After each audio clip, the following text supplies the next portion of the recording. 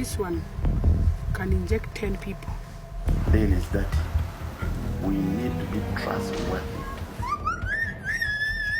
Many life-saving medicines are meant to be free for everyone in Uganda. But a medical mafia is selling them on the black market. We are not supposed to sell. We're supposed to give it for free. BBC Africa Eye goes undercover to investigate. Drugs. The business of drugs is more important than the business of God. But as we dig deeper, things start to go wrong. Our team is snatched.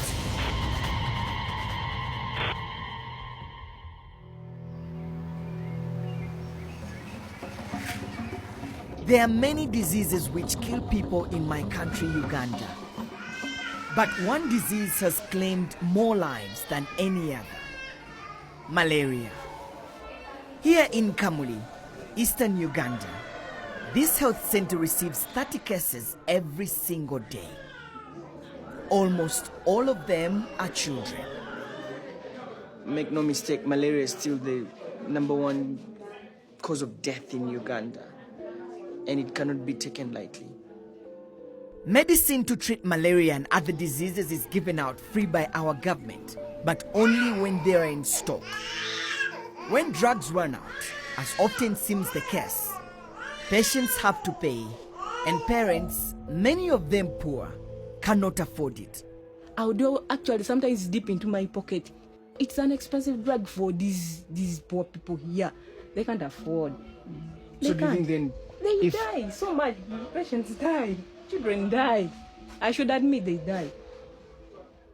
Government and foreign aid can only cover 67% of the country's needs.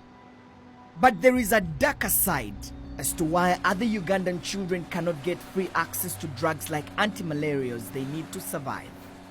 Medicine theft by medical professionals. It's sad. We have very good health workers who are committed to their job and who want to serve the population. But we have a few rotten eggs that are actually doing this. And we need to get these rotten eggs out of the basket. The only way to infiltrate the dangerous world of the medicine mafia is to go undercover. But my face is very well known in Uganda, so I've put together an undercover team: journalists Kasim Mohammed and Godfrey Badevye. They will pose as foreign businessmen wanting to buy stolen Ugandan government drugs. They are easy to spot. Boxes are stamped UG, Government of Uganda, not for sale. We take our investigation to the north of Uganda, to the border town of Arua, where the main state hospital is widely reported to often suffer from medicine shortages. Here we meet Jamila Atim, a records officer at Arua Hospital. She is offering us stolen hepatitis B vaccines. I don't want people to go empty-handed. The vial of Hep B is for 10 doses. So on one bottle, it is a dose for 10 people. So we have 2,000. Jamila says the vaccines were meant for South Sudanese refugees in northern Uganda. How did Jamila get her hands on them?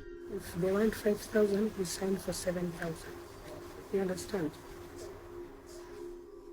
Give me the money. For the Ugandan equivalent of around $800, we buy 50 of the 2,000 bottles on offer. Yes, it's 50.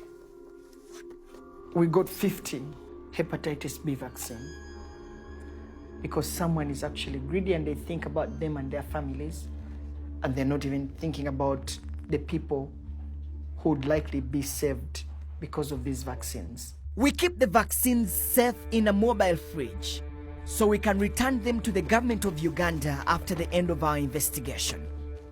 We need to expose, we need to expose these thieves. And maybe when we expose, then fewer people will think twice. But the problem does not end in Arua. We're going to Gulu. We're going to be meeting a medical practitioner, Patrick Kidega. He runs a private clinic, and according to our sources, he deals in stolen Ugandan government medicines. This is Patrick Kidega. They have indicated here, government of Uganda, not for sale. In actual sense, this one we are not supposed to sell. We're supposed to give it for Patrick Kidega accepts the equivalent of $2,000 from us and promises to deliver a stock of anti-malaria medicines enough to treat a whole village. A few days later, he takes us to a village, seemingly in the middle of nowhere. Patrick comes out with a huge carton full of stolen anti-malarials. 1 million. He takes the team from pickup point to pickup point. At this private pharmacy, the drugs are taken out of the original packaging so that the serial numbers cannot be traced. And the government of Uganda not for sale? Government of Uganda. No, it's just written here, government of Uganda, not for sale. They're all government drugs. If people were punished, real punished severely, that really becomes very risky to touch government medicines. We would really have less crime in that field.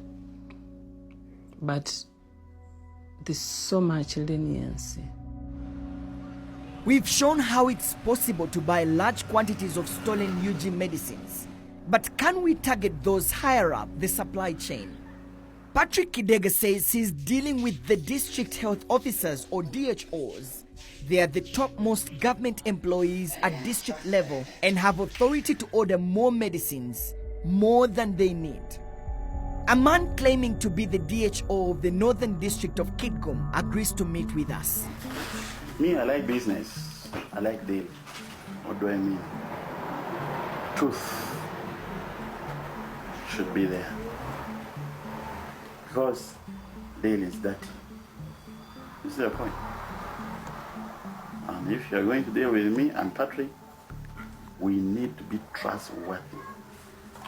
So that when you're leaving me, you go in peace. You talk of coercion, eh?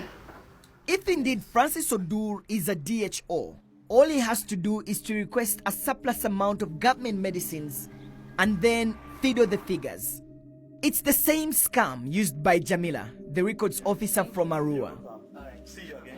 Later that day, Patrick and Odur call us to say Odur has 96 boxes of anti-malarials if we want them.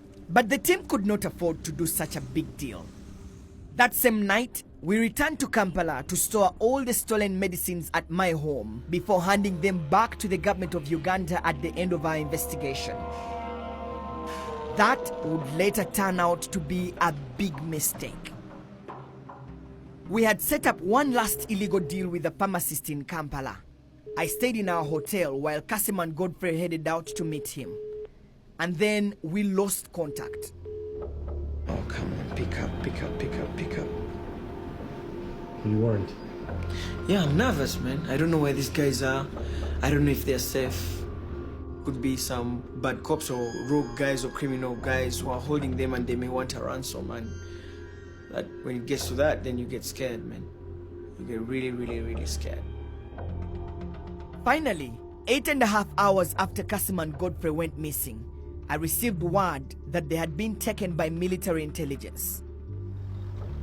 After my colleagues were captured and put in jail, the security forces went to my home to try and arrest me too. They surrounded our house, and when they couldn't find me, they arrested my wife. I was in my room and I saw on TV. We are looking for Mr. Serwanja to help us with our investigation on how government drugs ended up at his home. So I'm like, okay, this is it. I have to turn myself in. We need allies in the fight against corruption. And we should not punish those who are allying with government in the fight against corruption. They are not drug thieves, or we are not stealing government drugs, but they were actually doing investigative journalism. I remember journalists coming in with me and chanting, he's one of our own, we have to get him out of here, and the police blocking them and telling them you can't go beyond this place. That same day, we were all released on bond, pending further police investigation. There are very many people who are living in rural areas, who walk kilometers to go to access medical facilities and to access drugs. And once they've walked there, there are no drugs. And sometimes even at hospital level, there are no drugs. And it's not that the government doesn't provide these drugs, but it's because there are individuals out there who are actually selling these drugs. This is why we are investigating this matter. We received no response from the Arua Hospital management, and both Jamila Tim and Patrick Kidega have since disappeared, believed kidnapped.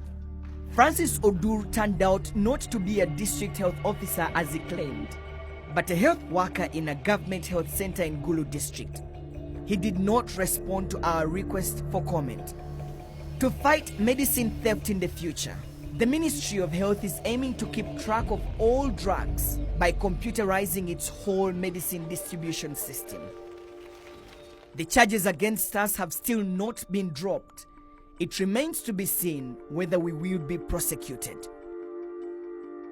Should I keep quiet when that is happening? No. I choose to speak up.